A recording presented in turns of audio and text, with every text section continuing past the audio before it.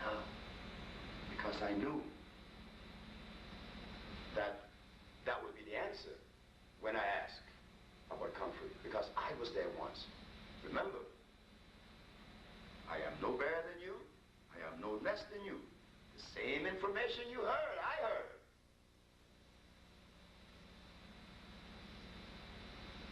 But what happened? I just took myself slightly away from it to see if there could be another perspective. Because the one that I'm noticing just isn't helping anyone. When we get sick, we want someone to heal us. We don't want someone to promise us help, take our money. We want to be healed. Our body's all we have that is really ours. This, God gave us this. You want to be happy. You want to be happy when you get to 1,000 years or 100 years.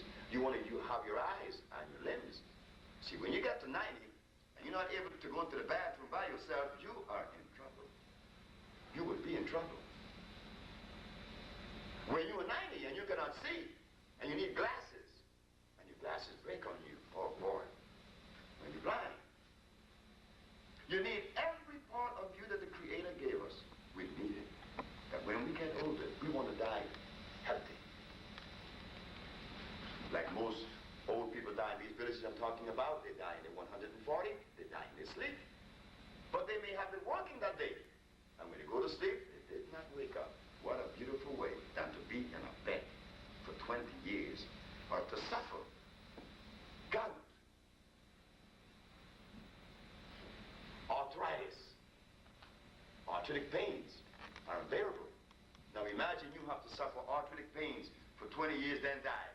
Oh boy, what a death. I mean, that was a suffering death. So we want to now understand why our bodies are diseased. We have heard so many things about nutrition and disease and pathology and medicine and whatever it is, herbs and whatnot. We want to now begin to open up this Pandora box. And today will be the first leg of this journey. First, we want to understand that since creation, as Creator shows us, as the Creator shows that the herbs are for the healing of the nations, sure. Of course they were, and they are now. This was the substance used as far back as you could go into history.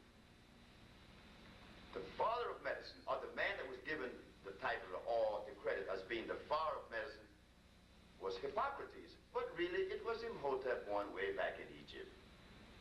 But you know, because we are humble people,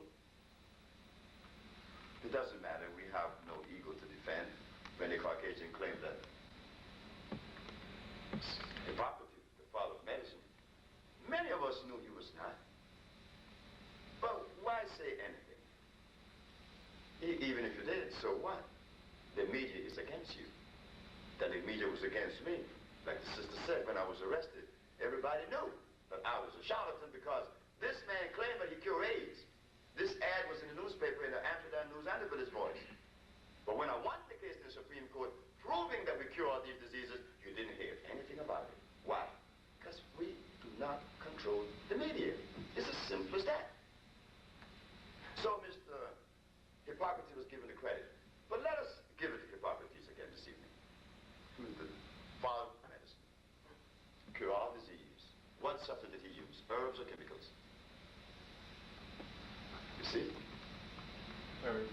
It had to be herbs. Because there were no chemicals. And he cured every disease known to man.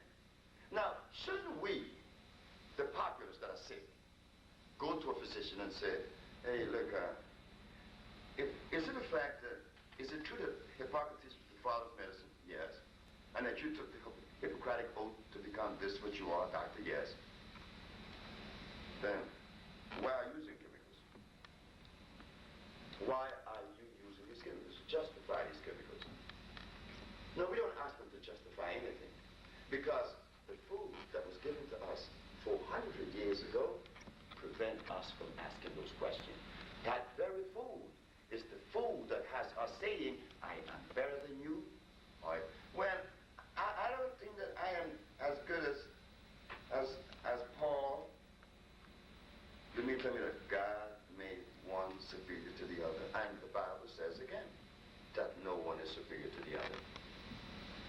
more or less, or no one. So we don't ask these questions because we're afraid. I don't know why we should be afraid, but we should ask these questions. Why are you using these chemicals? Well, the herbs continue to be the champion of healing until the late 1700s. And that's when the noise is going to begin. And that's when the whole mess is going to start.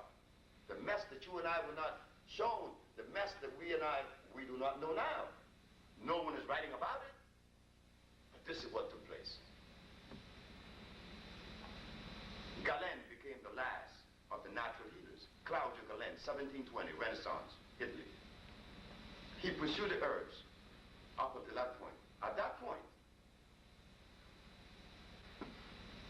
there was a Dutch who was very angry because he found out that medicine began in Africa. He did not like that idea. No. Because within some people exists that thing we call prejudice. You know? A nigger. No. We're going to make our own medicine. So what it did, they decided to make their own artificial medicine. They did not want to use this black stuff that started in Egypt or in the jungles of Africa. Not in the jungles because the jungle people were not sick. They didn't have any doctors in the jungles of Africa. They didn't have any healers. Healing came out of disease. Africa was never disease. That's why the African today is having problems healing themselves because they do not know about this stuff we call disease. How could he know about disease when he was not diseased? When the Creator made us, we made every living species of living things.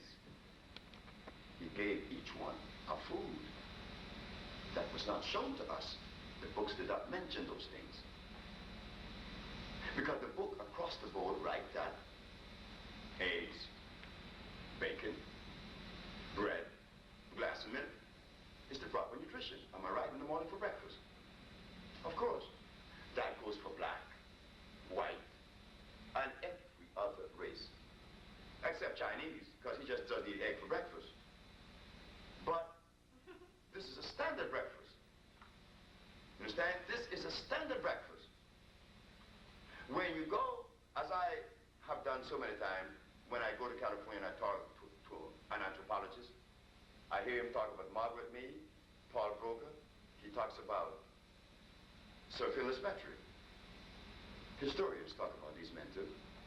And I go to New York, I hear the same, another anthropologist talk about the same man as reference. I come to Chicago, I hear the same thing. So I begin to see that we have become molded into one little package and we all behave the same way without investigating it. We look at the styles. Goes the same way. Without questioning. So now the time has come that God is allowing us to ask those questions. Why? Because if we look at the arrangement that God shows us, he shows us this. I put a camel in the desert because he could go up to 3 weeks without drinking water. Take a horse in the desert for 3 weeks without drinking water, he's dead. He cannot live. So God put the camel where? In the desert.